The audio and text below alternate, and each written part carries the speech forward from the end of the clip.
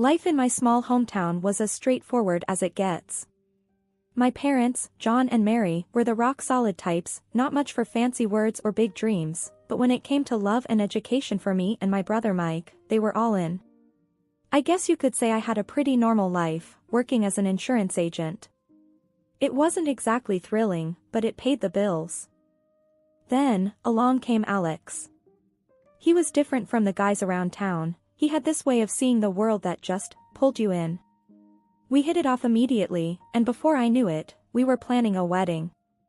My job didn't seem all that important anymore, especially when we found out I was pregnant. I decided to quit and focus on our family. Alex was over the moon about it, always saying how he wanted our kids to have one parent around full-time. We ended up moving closer to Alex's parents, just a 5-minute walk away. He thought it'd be great, you know, having family so close to help out with the baby and stuff. I wasn't exactly thrilled, but I agreed. That decision would come back to bite me in ways I couldn't have imagined, all thanks to Mrs. Anderson, my mother-in-law from hell. Mrs. Anderson had this idea of a perfect daughter-in-law, and let me tell you, I wasn't it. The woman had a comment for everything I did, from the way I washed the dishes to how I decided to stay home and raise our kid. One day, I was in the kitchen, trying to make sense of her latest critique on my lasagna, when Alex walked in. He found me muttering to myself about how to properly layer noodles according to the gospel of Mrs. Anderson. "What's got you talking to the pasta, Em?" he asked, trying to hide his amusement. "Your mom," I huffed, not looking up from the dish. "Apparently, I can't even make lasagna right. It's too, what did she call it? Unorthodox." Alex sighed, wrapping his arms around me from behind. "Don't let her get to you. You know how she is." "Yeah, "A nightmare dressed like a daytime TV show host," I grumbled, but I couldn't help but lean back into his embrace. "It'll get better, you'll see. She just needs to get used to how things are now," he said, always the optimist. "Get used to it? Alex, she treats me like I'm the latest in a long line of disappointments she's had to endure. Next, she'll be telling me how to breathe correctly," I said, exasperated. "We could always try breathing exercises if it'll make her lay off," Alex joked, trying to lighten the mood. "I need more than breathing exercises to deal with your mother. I need a miracle," I shot back, finally cracking a smile. Despite the constant friction with Mrs. Anderson, life with Alex was everything I had hoped for and more. He was my rock, always there to make me laugh when I felt like pulling my hair out. For now, I was content in our little bubble, blissfully unaware of the storms brewing on the horizon.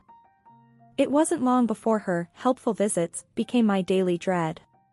She'd come over, especially when Alex was at work, as if she had a radar for my alone time. The minute she stepped through the door, it was like she was on a mission to find fault. One afternoon, she caught me in the middle of tidying up the living room. "Emma, darling," she began, her voice dripping with a tone that was anything but darling. "This place is a mess. Do you even know how to clean properly?" I bit my tongue, counting to 10 in my head. "I'm doing the best I can, Mrs. Anderson," I replied, trying to keep the peace. "And these dishes," she continued, not missing a beat as she moved to the kitchen. "Look at these spots. When I was your age, I worked a full-time job and still kept the house spotless." There it was, the age-old lecture on how I was doing everything wrong. I clenched my jaw, feeling my frustration rise. "Times have changed, Mrs. Anderson.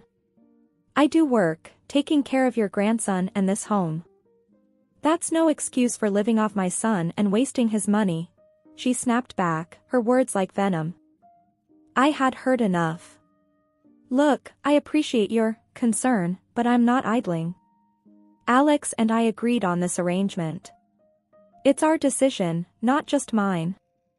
Her eyes narrowed. "A real woman knows how to balance work and home. You're just taking the easy way out." The argument was going nowhere, and I knew it. "If you're done inspecting, I have a lot to do," I said, my voice cold. She huffed, clearly displeased, but finally started heading towards the door. Just remember, Emma, my son deserves better. The door closed behind her, and I let out a breath I didn't realize I'd been holding. Alone again, I slumped against the counter, feeling both defeated and furious. How could one person make me feel so small? Alex came home to find me still stewing over his mother's words. "What's wrong, babe?" he asked, immediately noticing my mood. "Your mother," I started, and that was enough to set me off on a rant about her visit. "She thinks I'm lazy, that I'm wasting your money, that I don't know how to clean, or cook, or do anything right." Alex listened, his expression a mix of frustration and sympathy. When I finished, he wrapped me in a hug. You know I don't agree with any of that, right? We decided together for you to stay home with Max. You're doing an amazing job. Mom, she's from a different time. I'll talk to her, okay?" I nodded, leaning into his embrace. "I just wish she could see that I'm trying my best." "We'll get through this," Alex assured me. "Together, all right? Don't let her get to you." Easier said than done, I thought. But with Alex by my side, I felt a little bit stronger. Mrs. Anderson might be a storm cloud in my sunny sky, but I was starting to learn how to weather the storm. The battle lines at our dinner table were drawn over broccoli and butter-laden casseroles. I was all for quinoa salads and grilled veggies, trying to keep things light and healthy. Alex, bless his heart, dug into whatever I whipped up with a smile. Our little guy, Jake, was shaping up to be a mini food critic with a taste for anything green. But Mrs. Anderson, the queen of cream and butter, wasn't having any of it. She reckoned my health kick was some trendy nonsense that would cost more than we could chew. Come Jake's 6th birthday, the in-laws swung by to drop off their love and, in Mrs. Anderson's case, a trunkload of her signature dishes. She marched into our kitchen like it was her own and unloaded an arsenal of what could only be described as heart attack on a platter. I didn't mind. To each their own, right? But as we all sat down to celebrate, it was clear my cooking was the main attraction. Alex and Jake piled their plates with my dishes, and even Mr. Anderson, a man of few words and fewer dietary restrictions, bypassed his wife's offerings for mine. Mrs. Anderson, not one to be upstaged, started pushing her dishes across the table. "Try some of this, it's got real flavor," she insisted, her voice laced with a challenge. Alex, ever the diplomat, tried to let her down easy. "Mom, your food's great, but it doesn't agree with me lately. Emma's been cooking lighter, and it's been easier on my stomach." Even Mr. Anderson chimed in.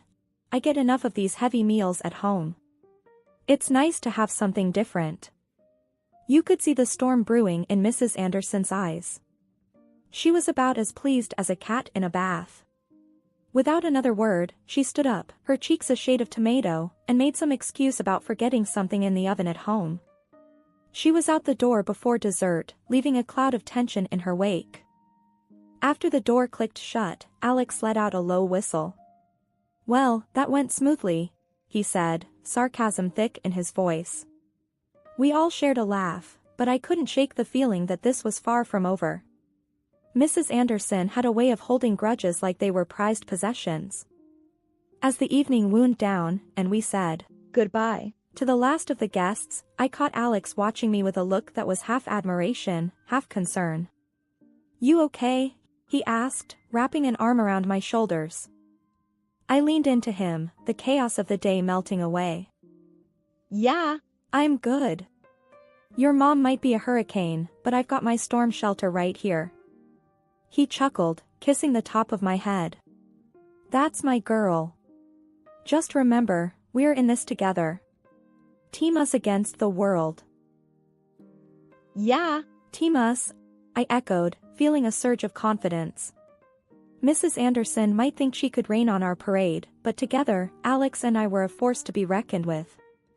And if that meant weathering a few storms along the way, so be it. After all, what's a little rain to a couple of umbrella holders like us? After the storm that was my son's 6th birthday, things settled down. Mrs. Anderson, my not-so-beloved mother-in-law, gave us a wide berth, which was a relief. Life was peaceful until Christmas rolled around. Out of the blue, Mrs. Anderson called, asking me to whip up some dishes for the family gathering. It took me by surprise, but hey, I thought it might be a chance to mend fences. I put my heart into those dishes, making sure each one was a hit. The day before the gathering, I dropped them off at her place, feeling hopeful. My little boy, eager to spend time with his grandma, went over early on the day. When Alex and I arrived, the house was buzzing with relatives. Everyone seemed genuinely happy to see us, everyone except her. The atmosphere was weird, but I brushed it off, thinking maybe we were finally turning a corner. That hope shattered the moment Mrs. Anderson stood up, clearing her throat for everyone's attention. "I need to apologize," she began, her voice louder than necessary. "I made a mistake letting Emma prepare our dinner." I felt every eye in the room on me, confusion and embarrassment flushing my cheeks. What was she on about? She made a show of tasting my dish, then dramatically spat it out.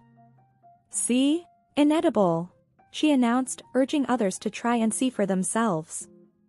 My heart sank as I watched relatives hesitantly taste my food, their expressions turning sour. It didn't make any sense. I'd tasted those dishes, they were fine. "What's going on?" I whispered to Alex, who looked as baffled as I felt. He shrugged, at a loss. "I don't know, Em. This isn't right." Mrs. Anderson was basking in the drama, a smug look on her face as she watched the scene unfold. "I'm so sorry you all had to taste that. I have no idea what Emma was thinking." Encouraged by her performance, other relatives hesitantly followed suit, tasting the food and then sharing looks of disappointment. Murmurs of agreement spread around the table like wildfire, with people politely pushing their plates away. The mood shifted, with everyone suddenly becoming a critic, suggesting that what I'd brought to the table was less a feast and more a fiasco. Just as the embarrassment was about to swallow me whole, my husband's cousin, Mike, tried to lighten the mood. "Hey, don't sweat it," he said, clapping me on the back with a half-hearted chuckle. "We all botch it up in the kitchen now and then. No biggie." But his words, meant to comfort, barely registered. My gaze was locked on my mother-in-law, who was practically glowing with vindication. Her smile was tight, satisfied, as if she had orchestrated the entire evening just to see me falter. Feeling like I was in some sort of nightmare, I approached the table and grabbed a fork. I had to know. Each dish I had lovingly prepared and tasted to perfection before bringing it to the gathering was now tainted with a pungent taste of balsamic vinegar. It was baffling, these recipes were my signature, crafted without even a hint of vinegar. Standing there, amid the bewildered and disappointed glances from relatives, I felt a mix of embarrassment and betrayal. "Mrs. Anderson," I started, my voice steady despite the turmoil inside. "Could you please explain? There's vinegar in everything. It's overpowering, and it wasn't part of my recipes." Mrs. Anderson, with a coolness that seemed rehearsed, shrugged off my concern. "How should I know, dear? Perhaps you simply made a mistake. It happens to the best of us."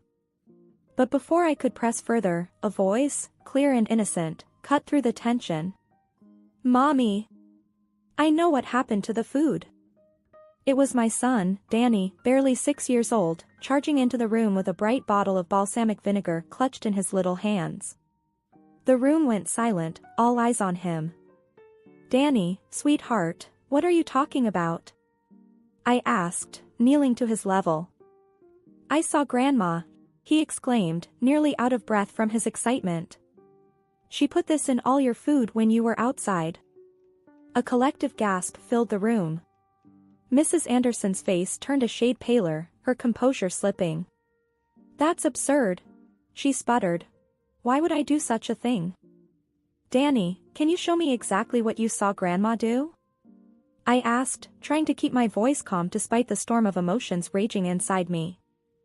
With the seriousness of a judge, Danny walked over to the table, pointing the bottle at each dish I had made. "Here, and here, and here," he announced, his finger moving from one dish to the next. After the whole fiasco with the dishes and Danny's bold claim, the room was as tense as a coiled spring. I couldn't have been prouder of my little guy for speaking up, his honesty shining like a beacon in that stormy evening. "That's my boy," I said, ruffling his hair gently. Kids his age have a knack for seeing things clearer than us adults sometimes. But Mrs. Anderson, my mother-in-law, wasn't having any of it. Her face twisted in anger. She snapped. "That child's lying. You've taught him to be a liar, just like you." The words hit like a slap, and Danny's tears started flowing, his little body shaking with sobs. That was the last straw for Alex. Standing up so fast his chair nearly toppled, he pointed a firm finger at his mother. "Don't you dare accuse him or Emma of lying. He's a child, Mom. What's wrong with you?" She shot back. "Oh, please. You're so whipped by Emma, you can't even see the truth. Maybe you should think about who you're married to." Before Alex could retort, his dad, a usually quiet man who preferred to stay out of these squabbles, stood up. His voice was calm but carried a weight that silenced the room. "Enough, Martha. I won't hear another word against my grandson or Emma. They're family." Martha, fuming, rounded on her husband. "Fine. If you're siding with them, maybe we shouldn't be together.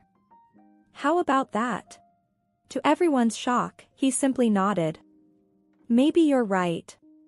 If this is how you treat family, I don't want any part of it. I want a divorce." The room went silent, the air thick with disbelief. Martha's face fell, her anger turning to panic. "You can't be serious, John." But John, with a resolve I'd never seen in him, just repeated himself. "I am. I can't be married to someone who treats their own family like this." Just when we thought the night couldn't get any more dramatic, Mrs. Anderson's sister, Aunt Linda, attempted to play peacemaker. "Martha, please, let's not make things worse. There's no need to fight with John over this," she implored, her voice a soothing balm on the heated exchange. But Mrs. Anderson wasn't having any of it. "I don't need your advice, Linda. I'll handle my family my way," she dismissed, her words sharp as knives. Aunt Linda, taken aback by the rebuff, stood up, her face a mask of offense and disappointment. "Well, if that's how you treat not just Emma, but all of us, I can't stay here," she declared, her voice tinged with sadness and disapproval.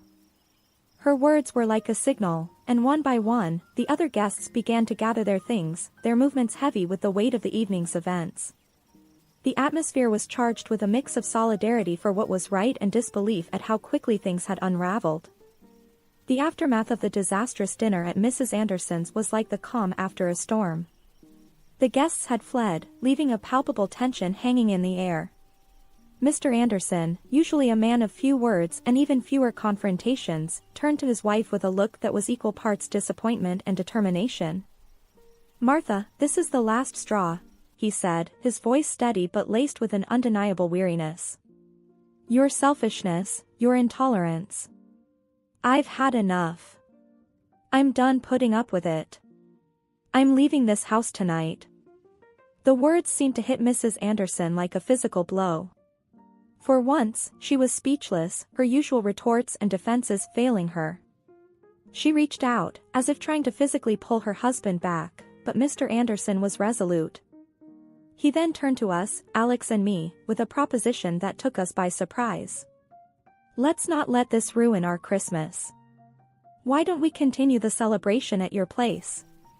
Emma, I know you had more of those wonderful dishes prepared." The offer was like a beacon of hope, a chance to salvage what was left of the evening. "Absolutely, we'd love to have everyone over," I replied, my heart swelling with gratitude for the unexpected solidarity. In a flurry of activity, I called the guests who'd left, explaining the sudden change of venue and inviting them to join us at our house. To my relief and delight, everyone agreed, their spirits lifted by the promise of a more welcoming atmosphere. As we all reconvened at our home, the earlier tension seemed to melt away, replaced by warmth and laughter. The living room was filled with chatter and the clinking of glasses, as I brought out dish after dish of the food I'd originally prepared with so much love.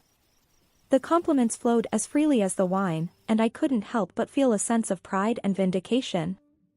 Alex and his father pitched in, making sure everyone was comfortable and well-fed, while Danny, ever the center of attention, regaled our guests with tales of his school adventures.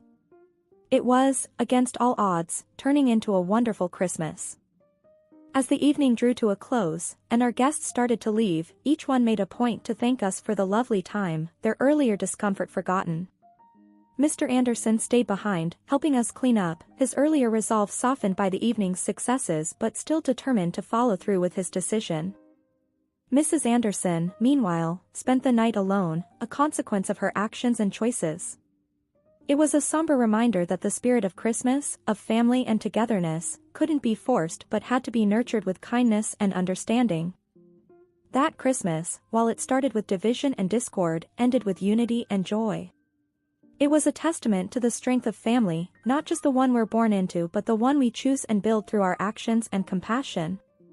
And as I looked around at the happy faces of our impromptu gathering, I knew that, despite everything, we had indeed had a great evening. In the wake of the Christmas upheaval, life took a turn I never would have guessed. Mr. Anderson went through with the divorce, leaving Mrs. Anderson on her own. Then, out of the blue, she called me, her voice a mix of desperation and hope, asking if I could somehow bridge the gap between her and Mr. Anderson. I just can't. I told her firmly, my mind flashing back to the pain in my son's eyes when she called him a liar. What you did to Danny, to all of us. I can't just forget it.